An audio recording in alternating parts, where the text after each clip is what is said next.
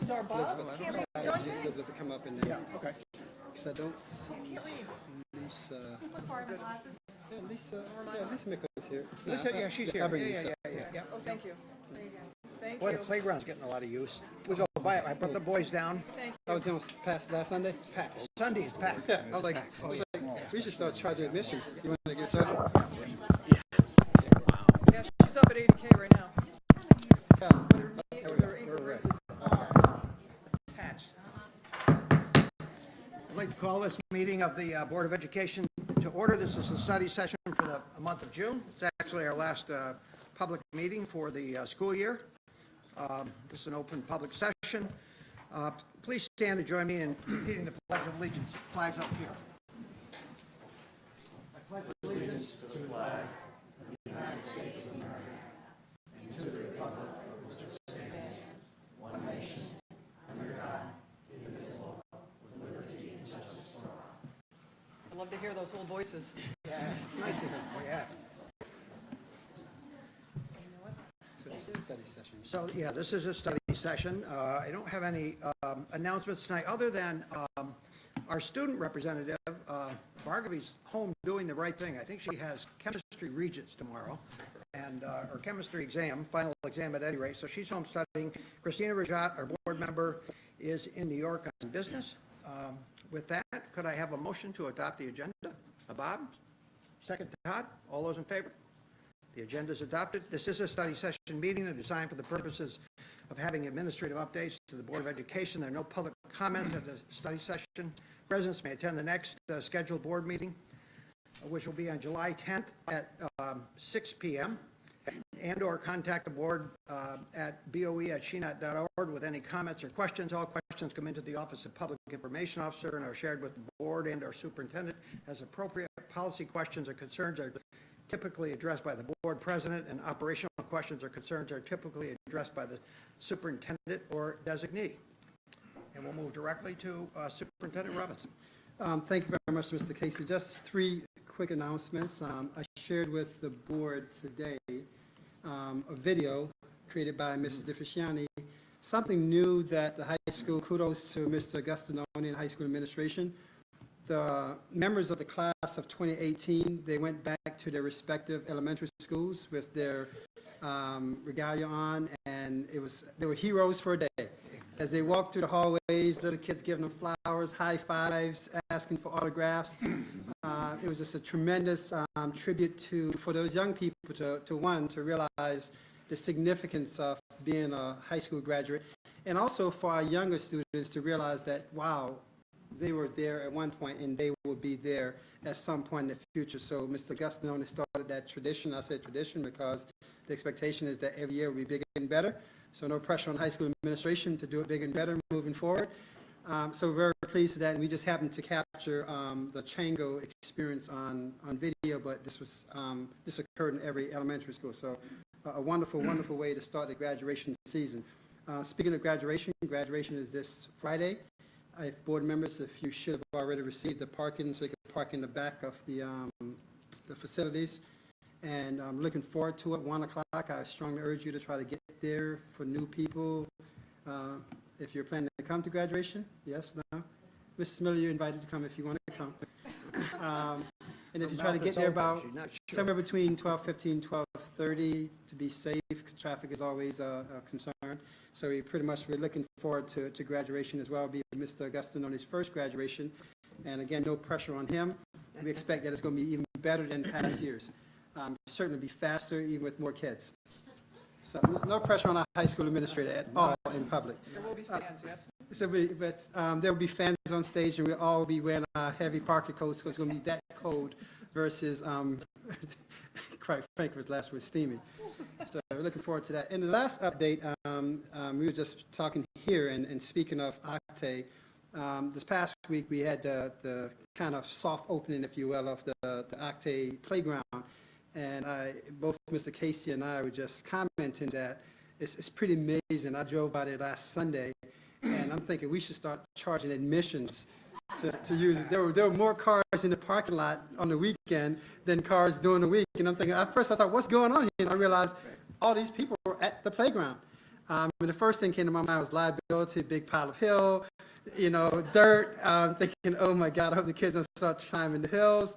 But it's a wonderful thing. So that's just an indication of the larger project that was approved by the community back in 2016 that we're in the process of doing now. So a lot of neat things happening, a lot of playground work is taking place.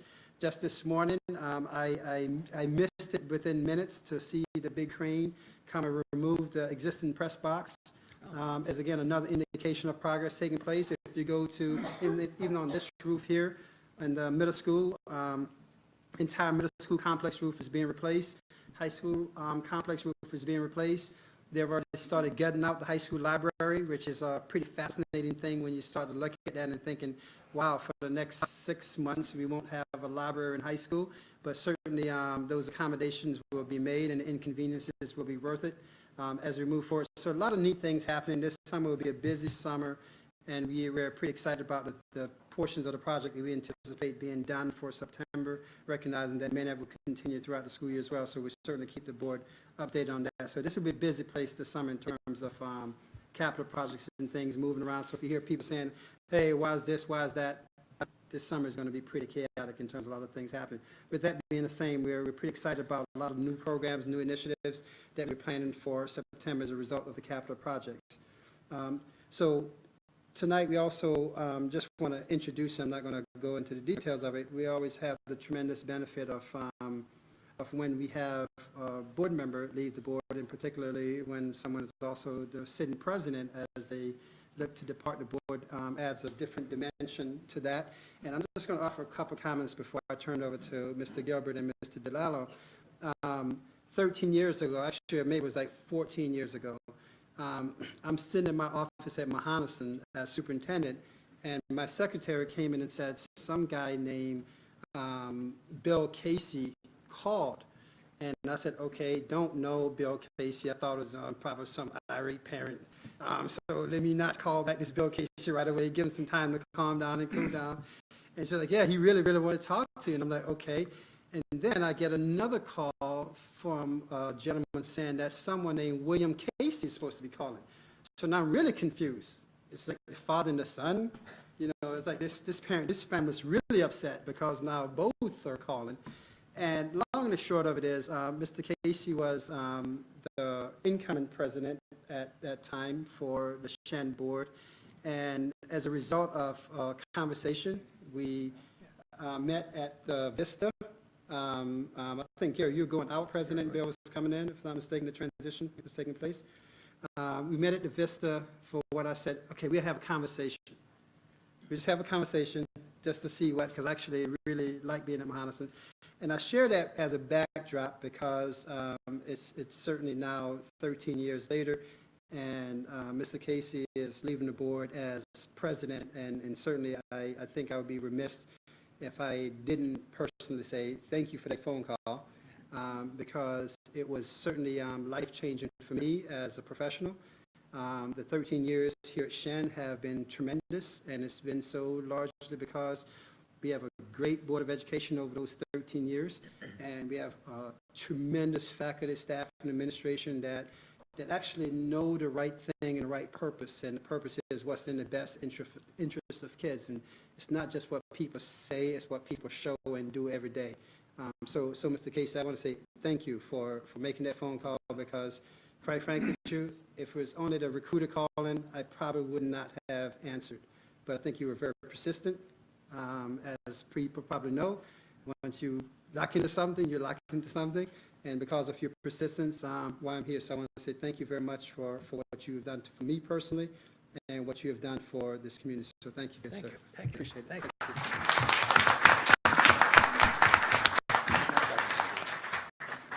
So Todd. So we have a couple things here to go over, and I know Remember, I still control the agenda. Pointing that out.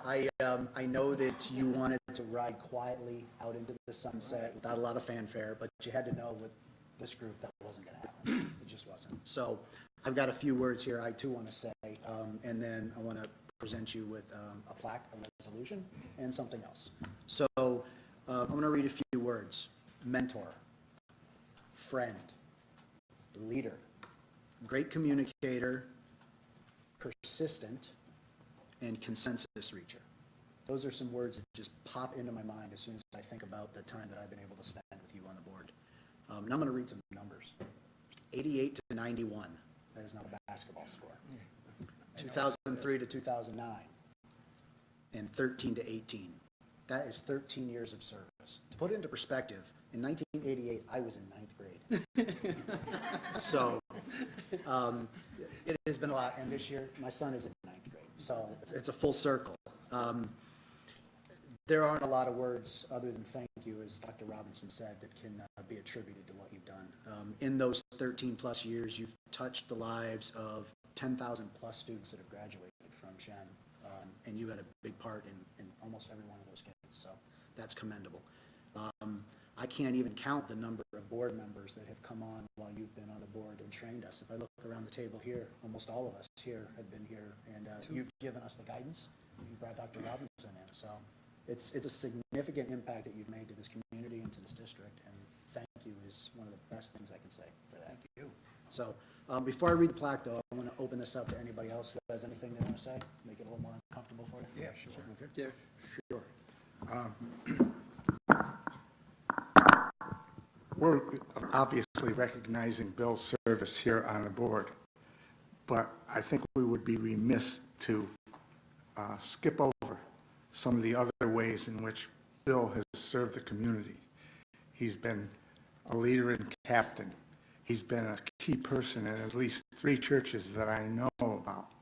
He's active on the Education Foundation.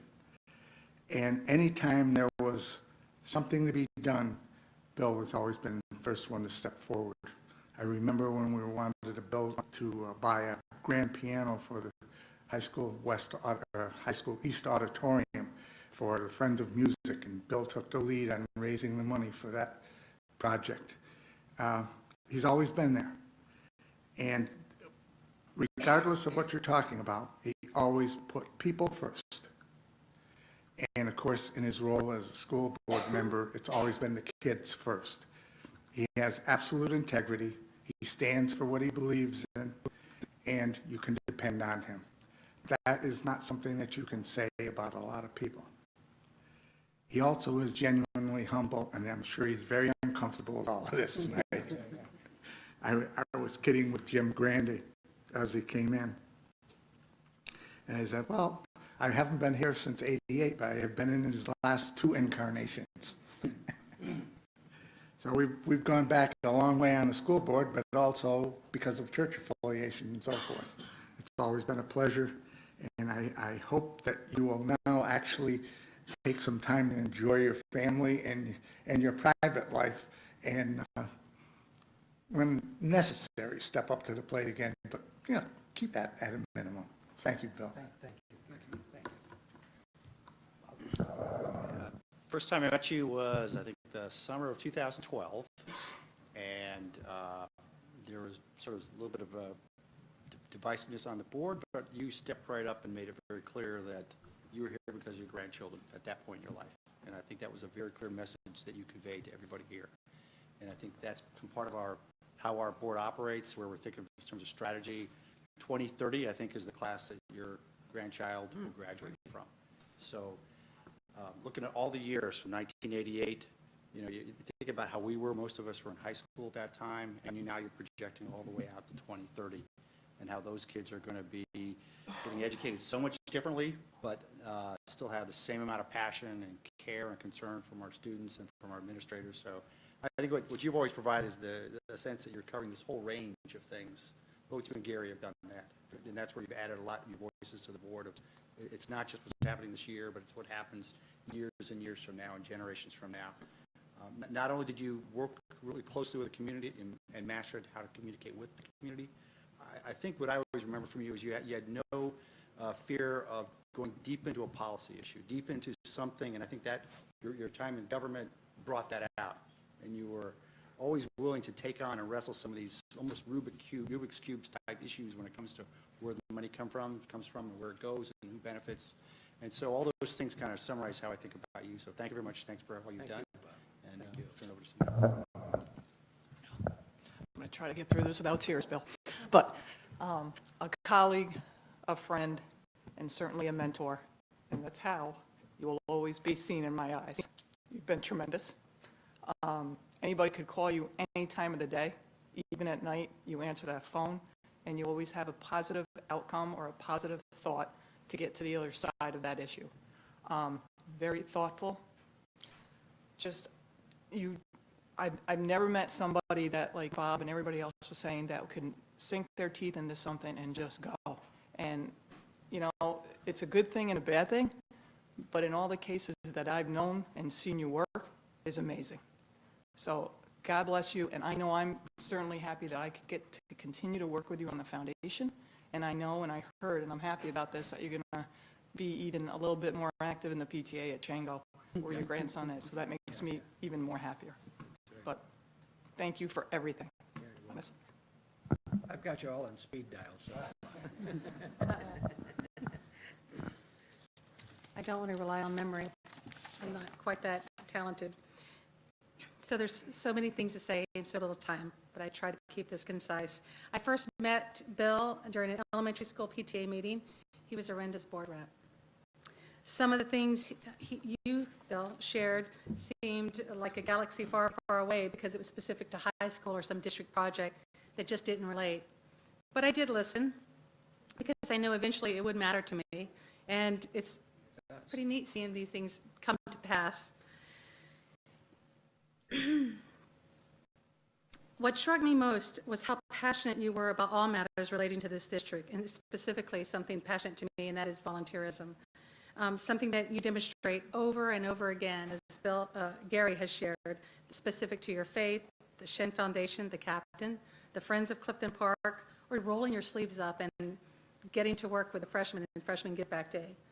I could go on and on and on. There's so many examples. In fact, at first I listed them all. I thought, I don't have time for that. There's so much, there's so little time, but I want to make sure that you're recognized for all that you do.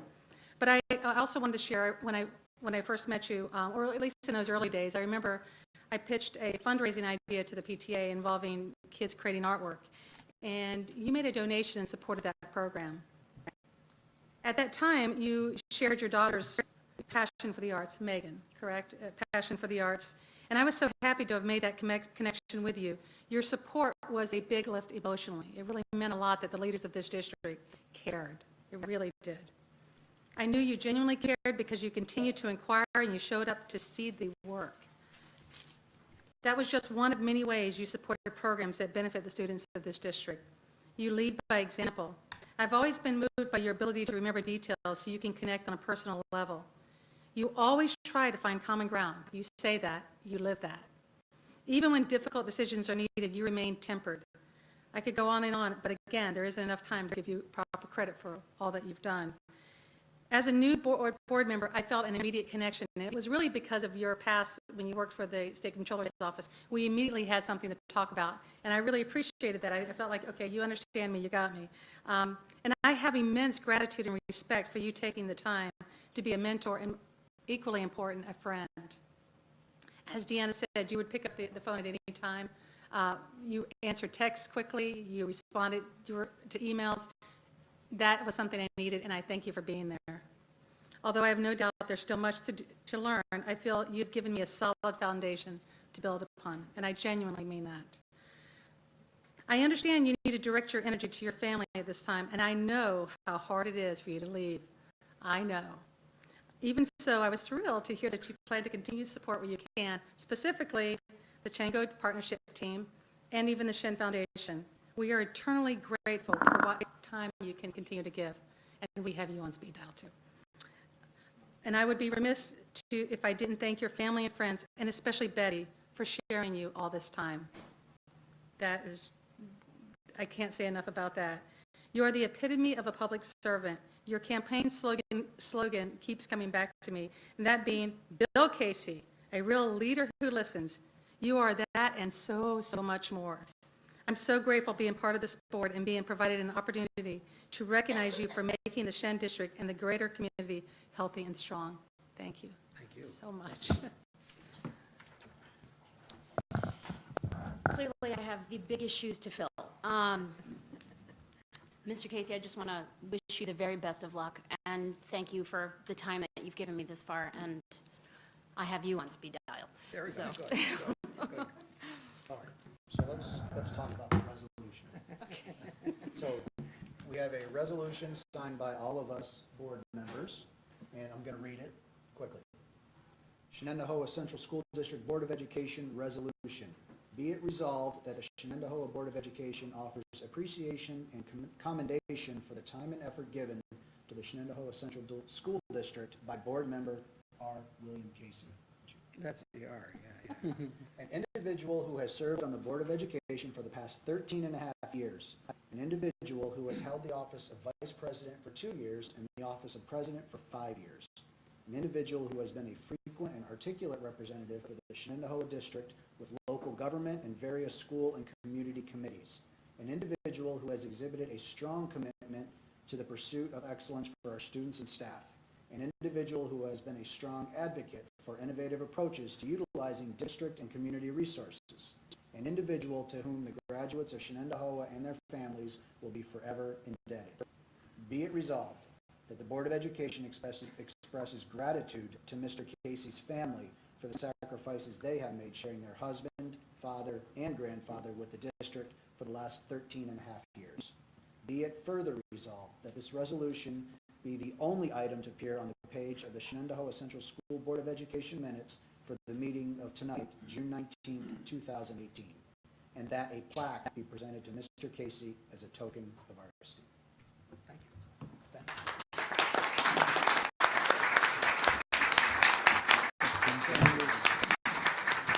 One more thing to share. So a plaque was great. I'm watching the And we like the resolution. But above and beyond that, we wanted to do something else special for you, Bill. So the board got together and we came up with the idea of doing a perpetual award plaque. So basically, and I know that you're going to see this perpetual award plaque is going to be hanging in the district office, and it is there to commend outstanding board service. And as you can see, your name is going to be the first name on that list of hopefully what will be a lot of names. So this is not the actual plaque. That's kind of, it's just getting finalized and it will be hung up. But that being said, we also wanted to have something, because I don't think you're going to be hanging around the district office all the time.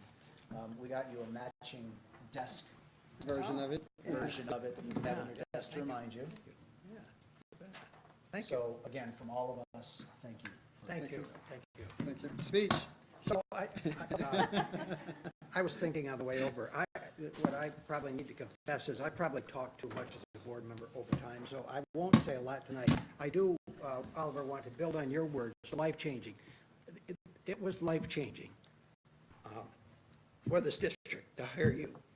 It was life-changing. Thank you, my friend. It was a change here, and it is just been a great pleasure to work with you and work with the staff here. And it's not just the superintendent.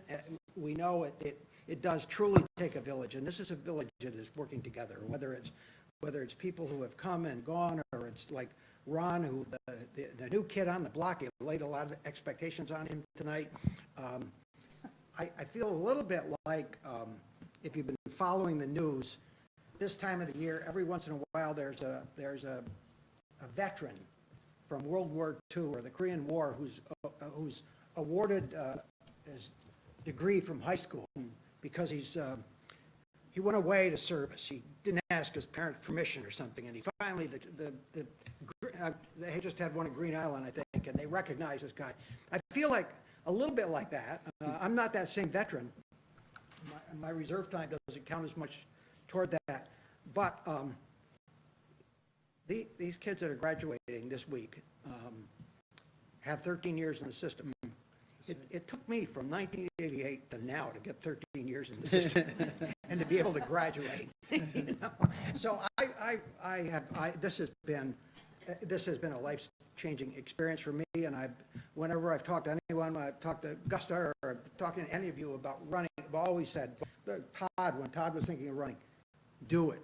Just do it. This is service beyond your imagination. At times it's frustrating, but it's It's more exhilarating than frustrating, and you know you can make a difference from here. And when I look these days, I'm frustrated at government in general. When I look at what's going on at the federal level, when I look what goes on at the state side, when people talk transparency and it's not there, it's not happening. The rubber hits the road on the school board more than I think any other government, even our local government. I certainly don't pick on them. We've got good friends here, but this is a place where people serve without any compensation, and the expectations are very high just to be a board member. To be a board member in Shenendehowa, in this community, I think the expectations are higher. People, you get used to returning those phone calls because you get them, and when somebody calls about a student, they don't want to talk to you next week about the student. They've got an issue right then, and I know that this board is responsive and connected, and the beauty of being on a board is recognizing, number one, that you don't know it all. B, I don't know it all. And that we all bring something to the table, and we bring a different representation and a connection, and that makes us the stronger. And I think that's what I just handed Oliver a copy of the business review of schools that just was published this week. And, Shen's up in the top 5, and in some places top 1 or in the top couple all along the top. Chango, that's a good partnership team to be on. They're rated the #1 elementary school. You're doing great things, and you're doing great things for all the students, but I personalize it. You're doing great things for my grandsons, and that's important to me, and it's important to a lot of people out there. In the end, that's what it comes down to. It's how do we carry this forward? And if I look at where we were in 1988 and the arguments we had in 1988 over little things, and you get to this point, you say, those didn't mean much, and education's changing, and to its credit, Shenendehowa is changing with it, and in many cases, we're ahead of the curve. And so I'm a proud member of the alumni of board members of Shenendehowa. Thank you all. Thank you all. Thanks, Bill. Appreciate it. Thank you. Thank you, Bill. Bill, could I have a moment of personal privilege? I know we don't normally recognize anybody from the audience during our study sessions, but I know another former distinguished board member is here, and he would like to have something to say about your participation in the foundation. So if you would grant him the opportunity to speak, I'd Absolutely. appreciate His name that. ought to be on that, right at the top of that trophy. Thanks, Bill. Jim, I just can you wanted to add- come over? Oh, I gotta go over there. Yeah. Right. Things have changed a little bit. I really wanted to raise my hand when you said, the only thing I wanted to add was, back in '88, I remember those years. Actually, Bill and I ran together as a team back in 1990. 91. Yeah. So we go along back, and he recruited me back then. Him and Karen Green came over the house and recruited me way back when. So we go back. But one of the highest compliments I can pay to you is that, and Todd, I'll add this word, advocate. You're an advocate for students, staff, administration, and the community residents. And that's one thing I think gets lost in the shuffle of a lot of things is how you handle everybody on a level playing field, that one isn't higher than the other. The other thing I would add, I've been in those shoes as president for 3 years, and I can tell you, you make it look easy. And that's a compliment, because it ain't easy. And the only other thing I'd add is you're dating yourself when you said speed dial. It's favorites. Nice job. Thank you, Jim. So we'll move on to thank you all. And I look forward to watching this board from the comfort of my living room and following what you're doing. And I do expect to continue to. I'm going to be the grandfather in residence at Chango and on their partnership team and belong to their PTA and also continue to work with the Education Foundation. So I look forward to continued connection with Shenendehowa. My wife retired after 33 years here and 16 years ago, and we pay attention. And when we had to make a decision about, we decided to downsize some, get a one-story house, and there was only one place we could be. We had to be in the Shenendehowa district. We just had to stay here. So that's our story, and we're sticking to it. And with that, we'll move on to the Octay Library Interdisciplinary Research. Who's presenting on that? Mrs. Smith. Miss Smith. She's coming on the swing that, Want me to take the link out? Congratulations. thank you, Lisa, thank you.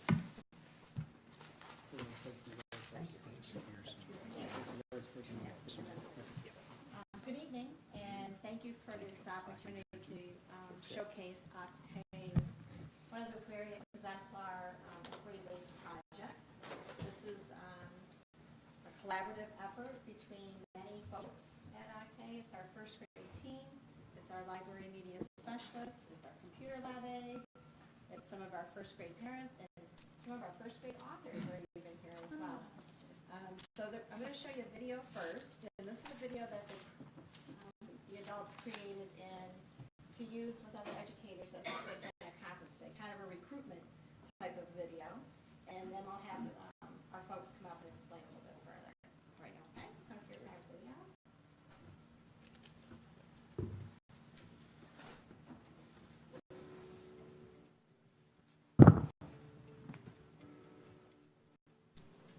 Have you struggled to find ways to engage our youngest students in actual research? Do you understand that the best learning is done when students are put in charge of their own learning? The reading level of your students greatly varies, as it does in most classrooms. How can this work for an entire first grade class? The collaboration of Octay's first grade teacher, Teresa Troy, and librarian Liz Bailey led to a complete kit of resources that provide what is needed to make this science inquiry project a success. The project is introduced with a whole group lesson where students are hooked using visual phenomena. The lesson includes an interactive read-aloud of the book, What Do You Do with a Tale Like This? By Steve Jenkins and Robin Page. If you are an elephant, you use your nose to give yourself a bath. If you are a mole, did you say a mole? Yes. If you are a mole, you use your nose to find your way underground. Children are told that they have an opportunity to choose an animal they would like to learn about. Students view the animal choices and are given directions how to choose their 3 animal interests using a Google form that is linked to the first grade page on the school's Library of Media website.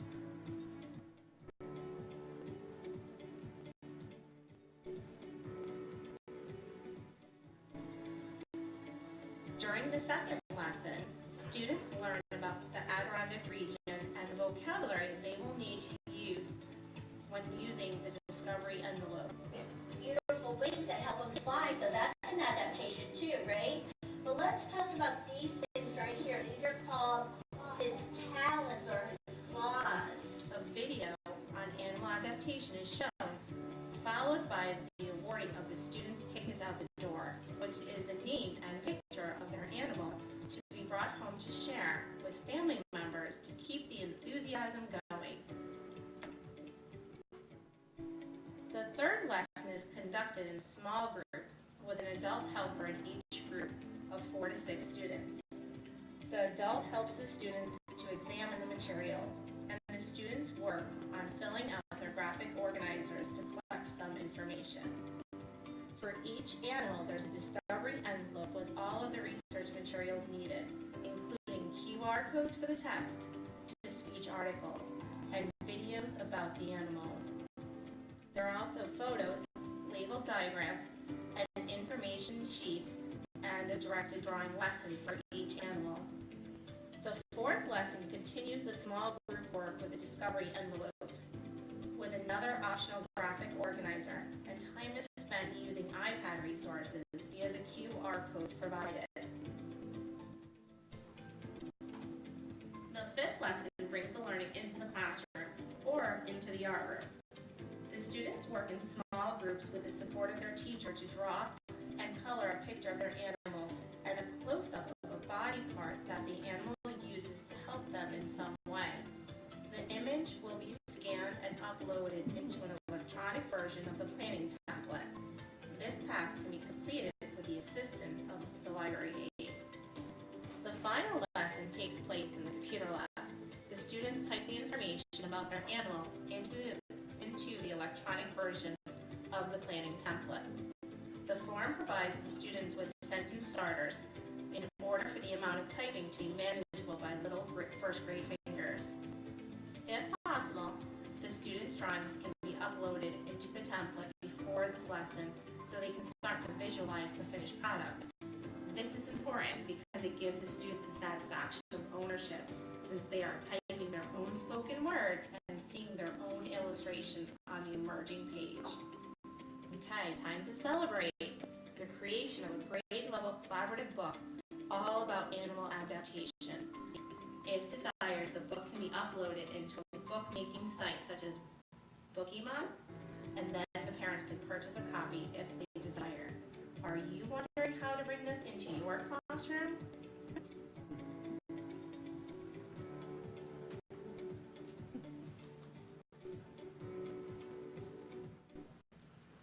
Okay, that's first grade. That's amazing. Isn't that amazing? QR codes, iPad, computer research. We should have left out the first grade part. Yeah, So you can guess who they are. So we're going to invite up some of our collaborative team that made this all happen. We're so very proud of their work and their finished product. I'll turn it over to Liz Bailey. She's our library media specialist at Octave. Hi, everyone. Thanks for having us tonight. It really does take a village, Mr. Casey, I agree with you. And this year is part of our village at Octave. And being the librarian in the school, one of my best and most satisfying roles is to bring educators together, to collaborate, and to really make the most of important learning opportunities that these kids go through. And they worked so hard, and they each got to choose their animal. And that was exciting, right, to choose your animal. And the drawings that they did, when you look in the book, you will be very surprised at how beautiful and how special each little part of each animal body is done so carefully. And we are so proud of the work that they did. And they had to choose a body part from all that they learned about their animal and tell how that animal uses that body part, correct? So I want to just give a shout out to the parents who came and helped run those small groups. Without you, we couldn't have done this. Because when you do inquiry work with the youngest learners who are just learning to read, you need some help with that. And they also help to scribe the sentences that the children learn, the things that they learned that they wanted to go in their book, so that the adult could scribe the big words that you wanted to use that you had learned as researchers, because we decided right away that we were not going to write down anything that we already knew, right? We only wrote down things that we had learned in our research. So would you like to hear a couple of the children? We'd like to hear all of them. All right. Yes. Would you like to read your question, Jane?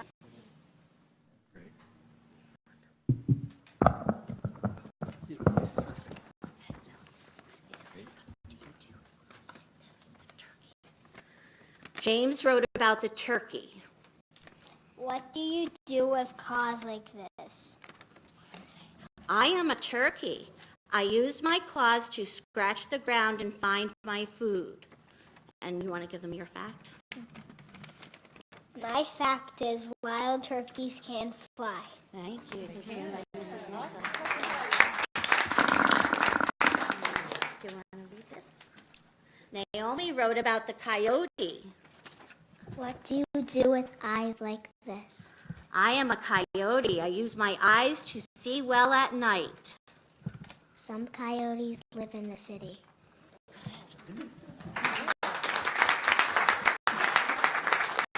And Brooke wrote about the mallard duck. What do you do with a tail like this? I am a mallard duck. I use my tail to swim in the water. When mallards dive underwater, their tail is the only part that sticks out of the water.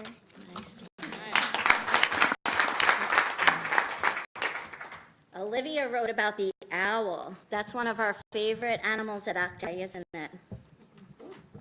What do you do with talons like this? I am a great horned owl. I use my talons to catch tiny mammals. Great horned owls lay 3 eggs at a time.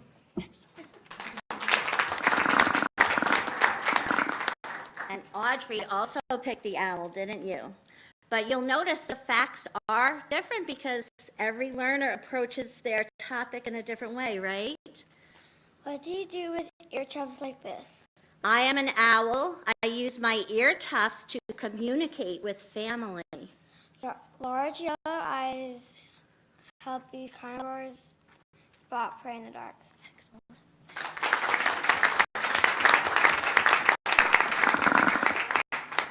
So our whole first grade team is here today. Mrs. Jessica Gerard, Mrs. Teresa Troy. Roberta Doremus is our computer lab aide who decided, without me even asking her, to track this in video so that she gave us really the opportunity to share it. And Mrs. Ashley Laux and Mrs. Joelle Smith, our other part of our first grade team.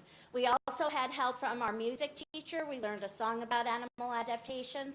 And our art teacher did some directed drawing lessons with the children as well. So we're so proud of them.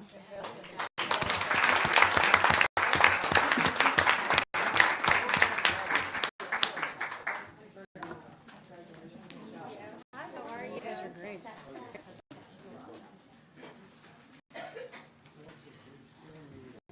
Do you mind if I take that back? Oh, you want the mic back? Okay. So folks, this is the class of 2029, if I count right. Wow. Very cool.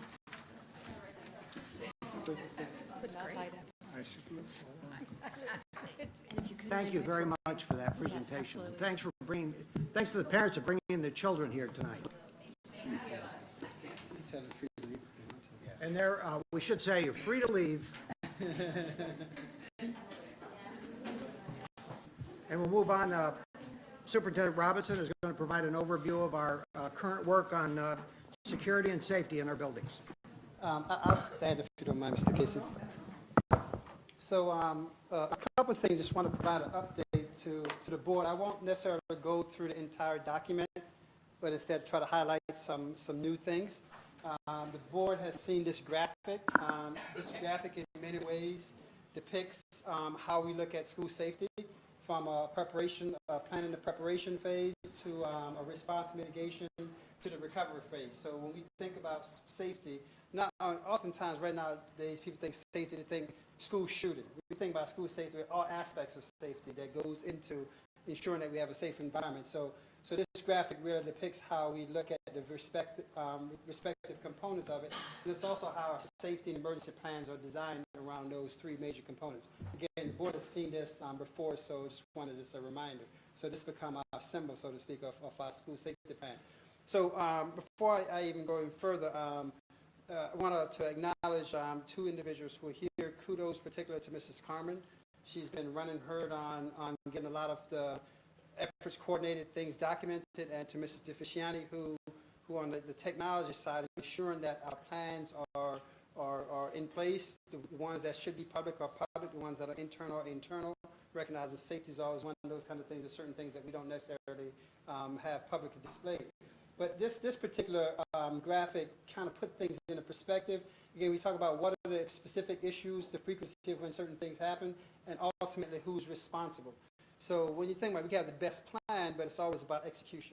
And so people knowing who's responsible becomes a big part of that equation.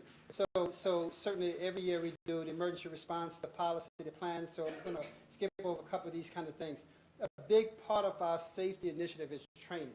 A lot of time spent on training, everything from HAZCOM training to in the middle active shooter training to the bottom CPR AED training.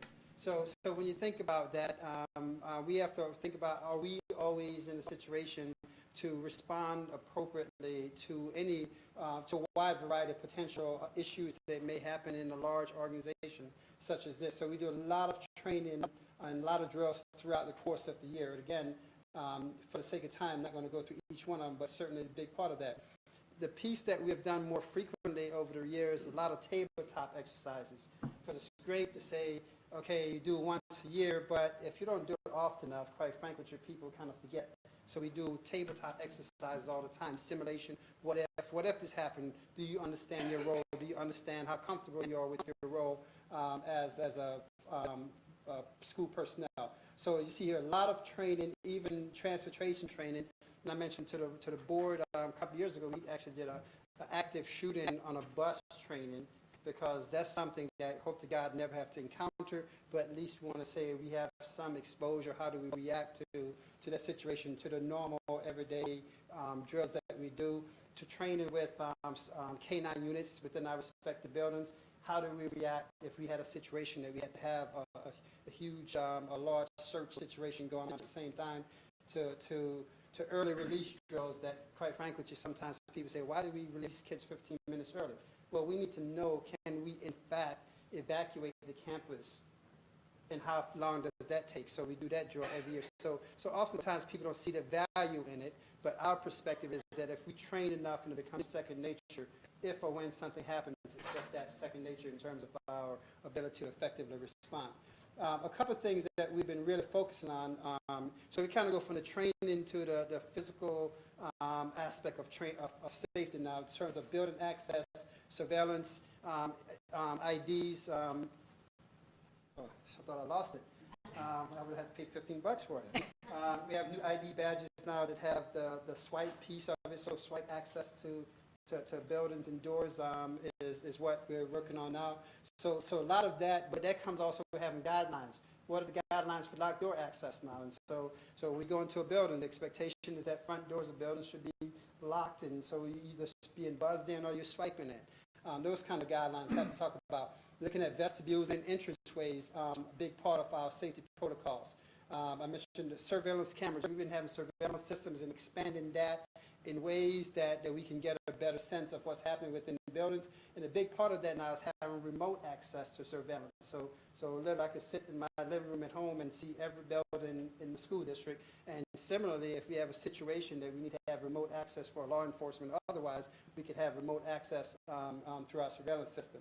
Big part of that piece of it. Having network entries allows us to do something that when I get down to the pending is going to be a big part of our ability to remotely shut down buildings.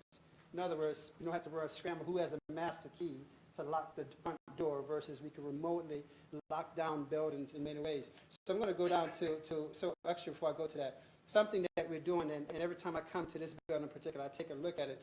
The custodial staff went through a pretty extensive training about how do we section buildings when it's being cleaned. The middle school is an interesting piece of it, because right now, if you come into any one door in the middle school, you kind of have access unless our custodians start doing the sectioning off as they're cleaning. So if you're thinking about a middle school, if you have 3 or 4 people here at night, we can literally shut down the Acadia section, arm it, while someone is in the Gowanus section. And so getting into that piece of it talks about security and safety after hours, especially when we know that no one is supposed to be in buildings. Related to that, we're in the process right now this summer, Mrs. Carmen and Amy Cullen and some other folks looking at, we have extensive use of our facilities. There's always someone here. And so now we're starting saying, how do we contain use of facilities in certain areas? So in other words, if people want to use a classroom, we won't have classroom there, classroom over there, and a classroom over there, and all of a sudden the entire complex is potentially exposed versus these are the classrooms that's going to be available, and we can contain that, and therefore the rest of the building can be secure. So that's a shift in protocols that we have going right now.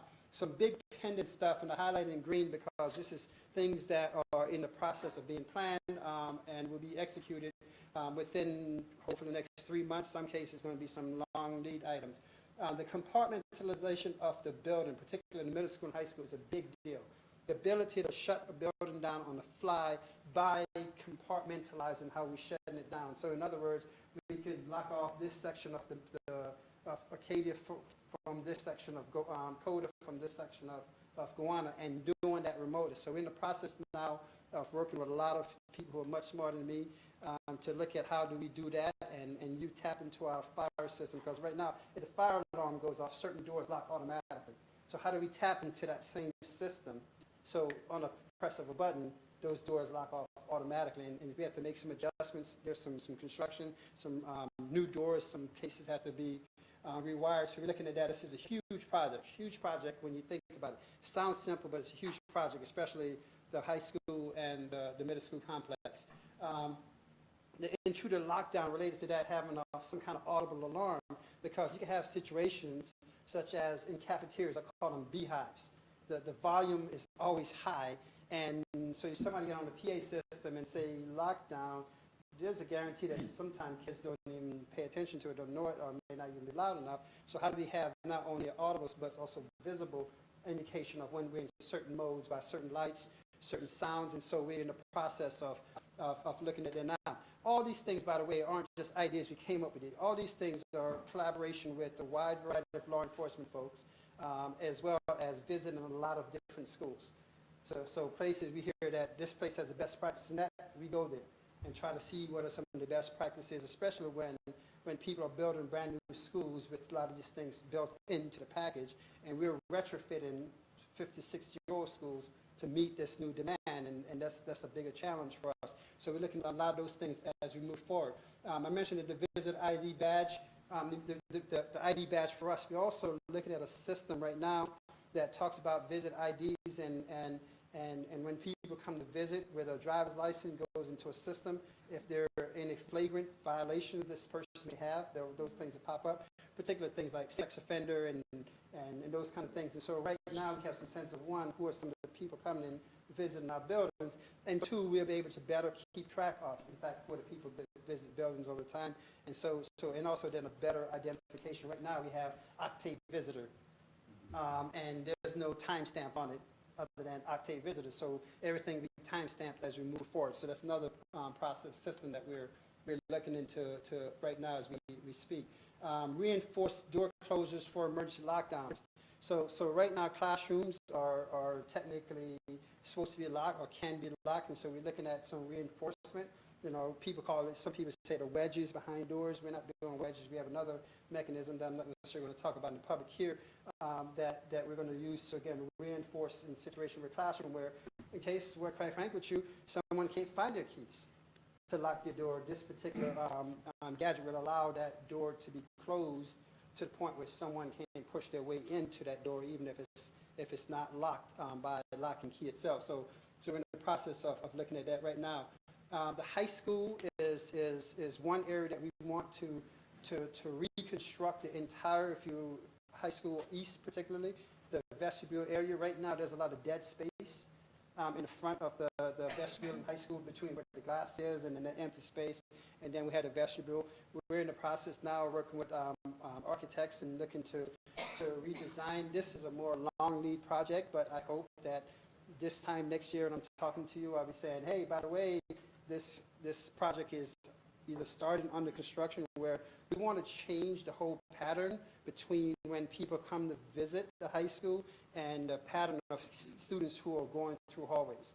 So create that shift in that pattern a little bit by redesigning the vestibule at high school east in that way. High school west is probably going to be a little bit easier because of how the vestibule is designed now, and most of the hallways at west are beyond the vestibule anyway, other than kids who cut across going to gym or going to tech, if you're familiar with the high school west piece of it. So it's a little bit simpler, but yet somewhat more complicated, but we may have to push stuff out and build similar to what we did at elementary schools. But again, we're talking about long lead time and a significant dollar investment.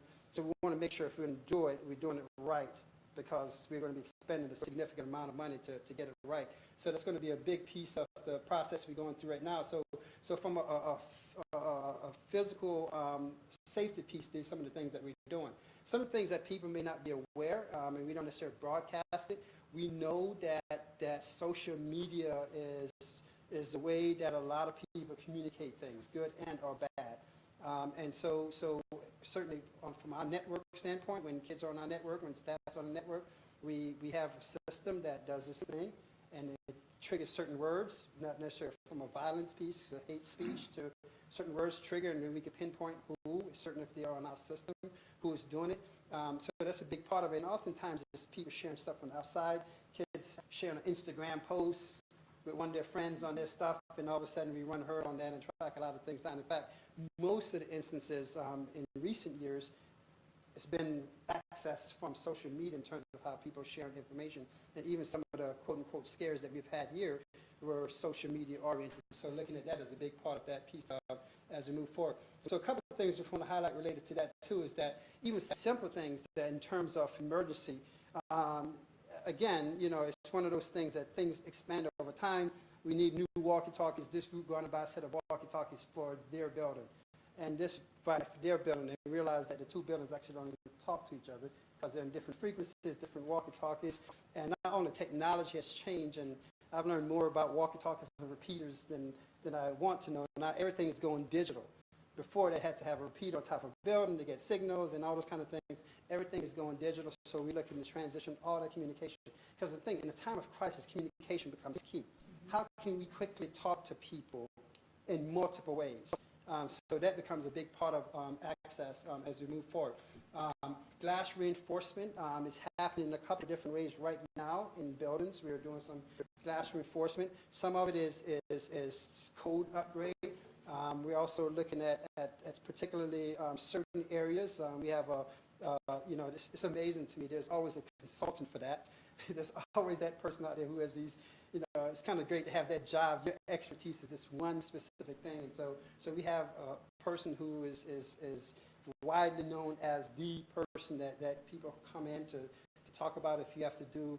And I don't even want to use the word ballistic because that's a term that a lot of people throw out there that has many different meanings. But look at what areas that we need to look at reinforcement of glass and what's the best way to do that. So this summer, when no one's in buildings, the best time to do that. And so we're going to start walking through in some of those areas and reinforce certain areas. We're certainly not going to broadcast, but hey, this area is reinforced and this is not. So that's, you know, and certainly we're going to get some flack from people who say, hey, can you tell me? No, we can't, and we won't, because that kind of defeats the purpose in terms of security protocols. So we're in the process of going through that now, and we know that it's going to be a pretty extensive project. The phone system, Mr. McDermott mentioned when we did a Smart School Bond Act, which is going to be huge for communication piece of it as well. And we're in the process now of, you know, again, another area that we're looking at. We're looking at, you know, people throw out the word metal detectors out there as if it's, you know, talking about donuts. But just like donuts, there are 1,000 different flavors. The same thing you find out with metal detectors, there are 1,000 different types, and what's more intrusive, less intrusive, more high intensity, less intensity, what impacts access and the flow of access to buildings. And so we have some folks studying that to get us back some information that we can see if we can effectively use or not. So those things are out there as well. So this big piece of it as well, and the big piece that the board is aware, and I shared with you in the correspondence this past week. We're in the process of hopefully this week, I was hoping, who knows, today's Tuesday, still have 3 days left, finalizing an agreement with the Saratoga County Sheriff with the MOU for 2 resource officers and some job description to get those people selected to go through some training process. So hopefully when they come on board in September, they're very familiar with us, we're familiar with them, and quite frankly, it'll be a seamless transition within the school in terms of roles, responsibilities, location, and things of that nature. So this should definitely happen this summer as we move forward. And then a couple of things that's out there too that we as a result of a connection from Mrs. Carmen, we had here a couple of months ago the head of the New York State Commission of Homeland Security. He came here to speak to, and in fact we invited a lot of area schools to come. We were the whole site. And as a result of that meeting, we'll be hosting on September, what date, Mrs. Carmen? 18th? On September 18th, working with the respective municipalities, a community emergency workshop. Because, you know, while we talk about what we're doing, the community needs to understand, as we've been talking about the whole village concept here, that it's a responsibility for everyone. So more information come on that. Homeland Security will be hosting a pretty comprehensive, they have a program that talks about how can the community get engaged in emergency response and those kind of things. So we're looking forward to that piece of it as a way to how do we build our community and parent capacity.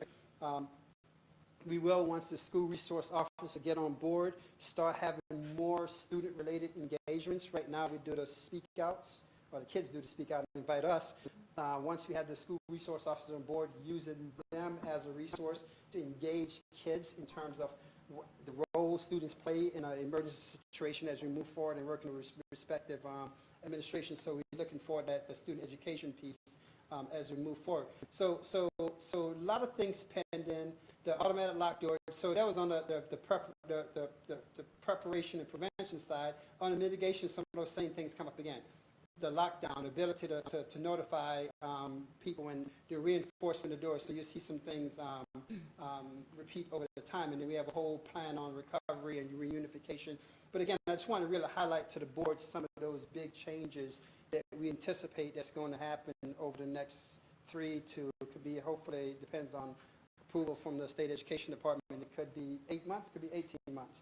Because when we talk about modifications to buildings, there's a whole process we have to go through for those kind of things. So I'll stop there, see if any thoughts, questions, concerns that you have as board members. I have one. It's about the groups that use the building after hours, because you were saying that they're going to be locked down.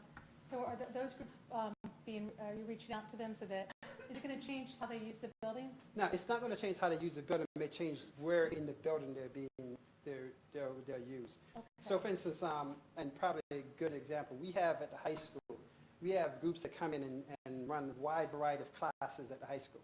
And right now, so they'll walk by 15 other classrooms to go to the 5 that they're using.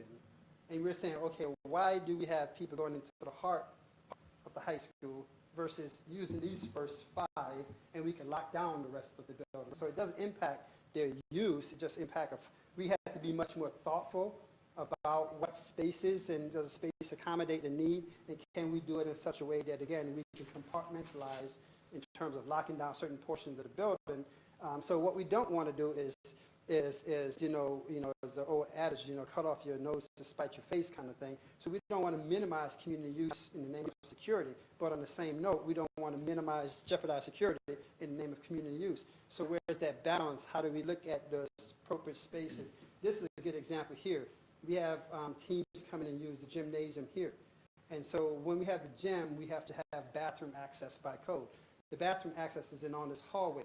So when you walk into the space, that door down the hallway seems open, and I always say, why can't we just lock that door off? Well, have to remember, the bathroom access is on the hallway, but we can lock off beyond that piece of it. So anyone in that gym can only go this little hallway and not having access to coda from the backside.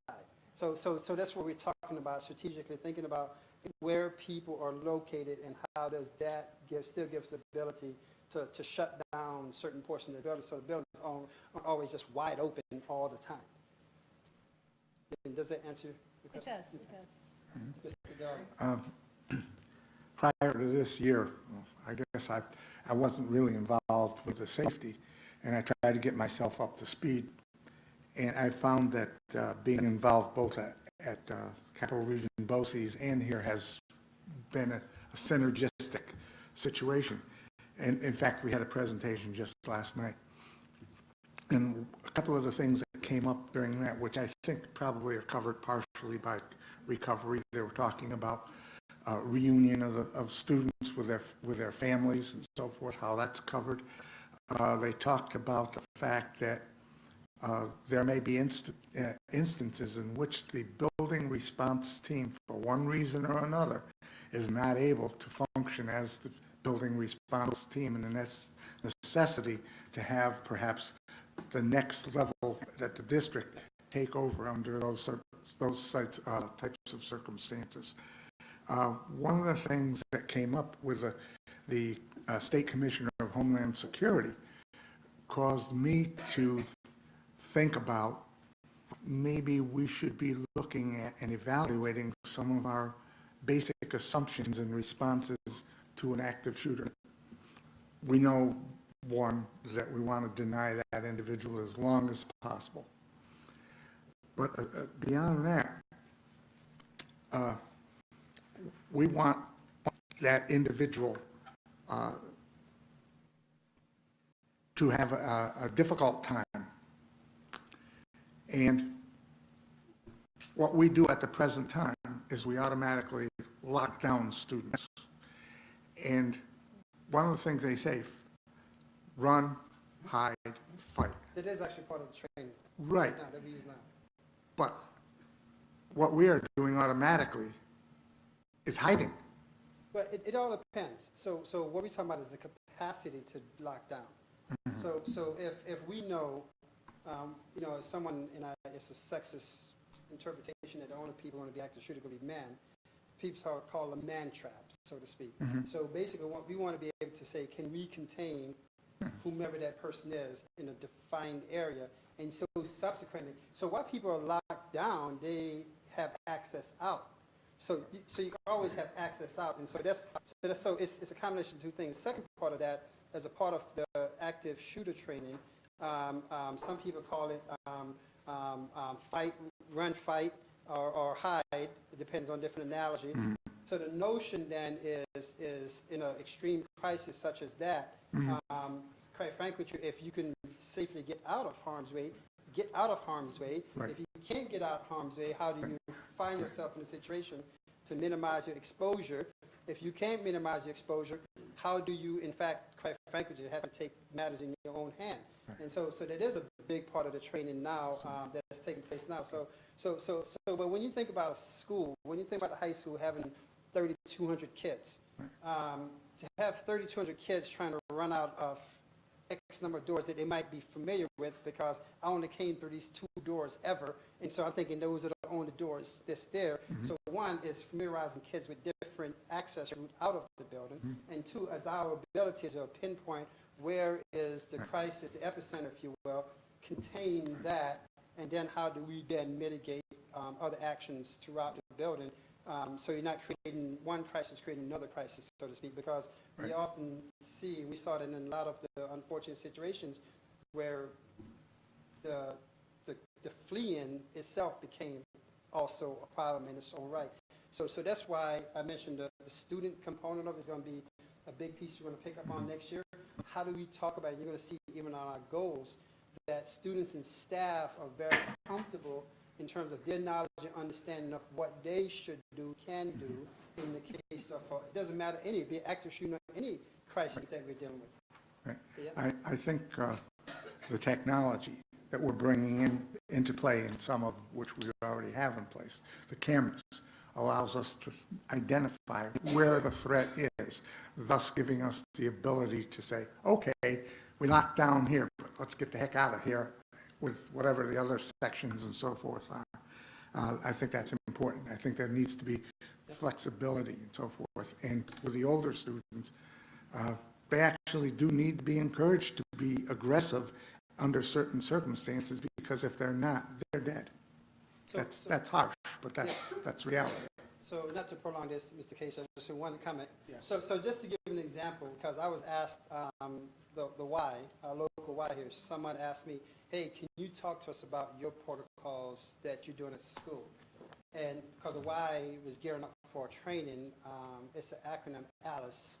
It stands for something, something, something, and it's a training that's like a national training. And because they were going through the whole training, and I mentioned some of the stuff that we've gone through, and the next day I was at the Y. Mr. Case knows he's there with me at 5 o'clock in the morning. One of the gentlemen came, oh my God, let me tell you about our training. Part of that training too, they were saying, if something happened in the area that we work out at, suppose something right now happens, what would be the first response? He was like, do you know where the other exit is here? And I'm like, no, I would actually try to run back down the stairs that I came up on. He's like, that's a problem that we now, because our staff knows, but our members don't know that there's an exit in the back corner, there's an exit over here, there's an exit over there. And so now he was saying that we thought we were on top of our game in terms of our staff knowing, but we have all these people who come to our facilities in a situation don't know, so they're asking, how do we get staff and student trained up, and so we're talking that conversation. The second part of that too, that they're saying to the staff is that, you know what, sometimes you just have to grab weights and start throwing at people, because that's what you have to do.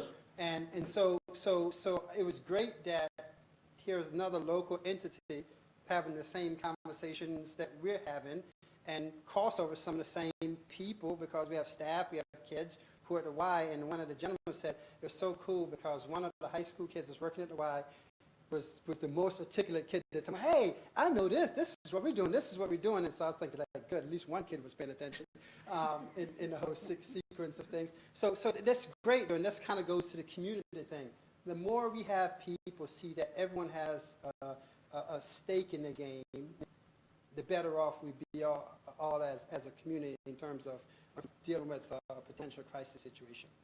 And certainly prevention is the first cure that we want, but quite frankly, sometimes it's mitigation is the piece that we're dealing with. I'm sure this is a continuing discussion at the table here, and in the district office.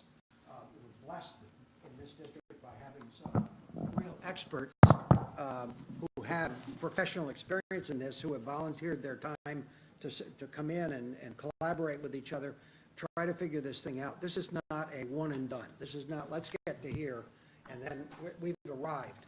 I don't think we're ever going to fully arrive, but we wanted to lay out tonight a pattern that showed that we have a plan. We're moving forward. Some things we don't talk about, or we don't put a map out that shows where the cameras are and every other kind of tracking device that's out there. But we have a plan of moving forward, and nothing's off the table at this point, I don't think. And the question we have is, how do we make these two work with the sheriff to make the two SROs the most effective we can, and not just that we've got two guys or gals with guns in a lobby, but Oliver's taken a lead in working with the sheriff for the other schools as well in defining those responsibilities so that there will be a full integration of those SROs within our environment. They know the environment geography-wise. They also know where the trouble spots are, and we keep putting this up here. If you see it, say it. Okay, to whom? And do you have a comfort level saying something to a deputy sheriff, or to the principal, or to your nurse, or whomever? But we've got we sometimes I think we forget that in this process we focus so much on students.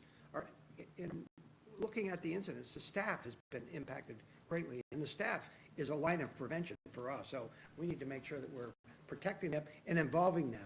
And I just say one last thing from the student perspective. When we did the last speak out, the students were very vocal in terms of, we know we've been through these drills in the past, and we really haven't paid attention. We haven't listened to what came over the loudspeaker. But we want something when we're in transition. We want a drill called at the least opportune time, and we'll pay attention to it. So I think everybody's serious about this, and I think that's the message. This is a continuing story. We'll have more to say on this, I'm sure, as you go forward. But thank you for the update. Yes. Just one quick thing. I was particularly interested when that one student came up to the last board meeting and was very articulate on not making the school a prison state, and why they felt that way, and not just her. So there's varying degrees of thoughts out there that, as we listen to the students too, because they're the ones that are walking the halls. Yeah. Thank you. So we'll move into action items. We have two items. If I could get a motion on items 1 and 2 under the business items, middle school science supplies, and the intermunicipal agreement with Pushtar that's on the accounting. Naomi, second. Deanna, all those in favor? Motion carries. And lastly, Jill. Good evening. Just a couple of things on the staffing agenda tonight. We have 2 retirements. Karen DePalma will be retiring as a school nurse at Kiwanis after 20 years. Her last day is the beginning of the school, so she will be with us this summer. And John Palmer is retiring after 12 years as a bus monitor. So that's staffing, and then we have the benefits booklet. We have the benefits booklet for the non-represented staff that we annually review that and take care of compensation, any benefits changes. We've had that as a board, so could I have a motion to adopt the staffing recommendations? Bob, second. Todd, any questions or comments? All those in favor? Motion carries. So reminders before we adjourn, the next meeting of the Board of Education is on Tuesday, July 10th. That's the reorganizational meeting. The board is committed to having a board retreat starting at 4 o'clock. They'll meet 4 to 6, and then at 6 o'clock by the reorg meeting, and it'll be here in the Gowanna Library. And then there won't be a second meeting in July, but there will be, the next business meeting will be Tuesday, August 7th, here in the Gowanna Library at 6 o'clock, I think, right? So, Those meetings? so we're going to stick to those dates then, correct? I know Mr. Yeah, I will not be here. Yeah, there's some, Probably be on the phone. yeah, I do want, so let's talk about that, just a second. There was a question I was trying to figure out if there was a common ground in August. Bob, you're away on the 7th, but you suggest you're in town back on for the 28th? Or the, what? Okay, That's a Sunday. yeah, well, the, 14th was the one date that was thrown out. Yeah, and I won't be able to. You won't be on the 14th. so, I mean, the way I see it is, Oliver can do it. No. so, So if we do the 7th, you won't be here, but if we do Tuesday, the 28th, 8th is a Tuesday. Oh, it is a Tuesday? yeah, it's a Tuesday, yeah. Would, I could make it the 28th. So you can miss one and be the other. okay. So What should we about- just, July 28th, we're talking about? The problem is, at August? at the end of August, well, in both periods, you're trying to make Yeah. the business We need to meeting, the have first meeting, you're trying to appoint people so they know. Right. And then the second one is we're doing the cleanup, so that the last minute hires get picked up. So actually, the 28th may be helpful. so moving the 21st to the 28th? Would that work for people? Okay, 28th of August, right? 28th of August, okay, so we're not doing the 7th. So we're doing the 7th, Doing the 7th, and the but not the 28th. 21st, got it, okay. okay? Yeah. So we'll send July out, 10th is. So we'll modify the public announcements and get it out to everybody. That being said, I again want to thank everybody for their service alongside me and the district people in leading this district and fulfilling our role. It's a team effort, and I've just been really happy to be part of this team. I miss the team, but my wife has a list for me, and we just moved my father-in-law into assisted living last Monday and doing 2 trips to Plattsburgh in 3 days. This week, we'll get there, and make it back to graduation. That being said, could I have a motion for adjournment? Bob, second. Naomi, all those in favor? Meeting's adjourned. Thank you very much. appreciate it. Thank you. Thank you. Thanks, everyone. All right, so we'll see you. Yeah, great. Yeah. Kelly. I said maybe no. Thank you. Thank you. Just get a picture before everybody else. Picture, so is the 28th also a second board retreat as well? No, I think there was a First read. see how, yeah, What do you think? Do you care? who's doing the picture? Who's doing the picture?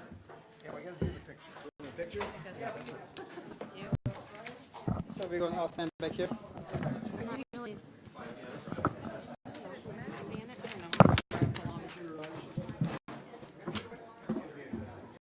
Which one?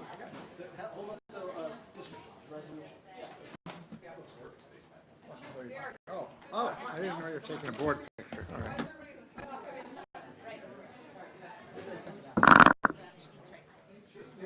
See? Oh, I'm in it too? Yeah, you with us or not?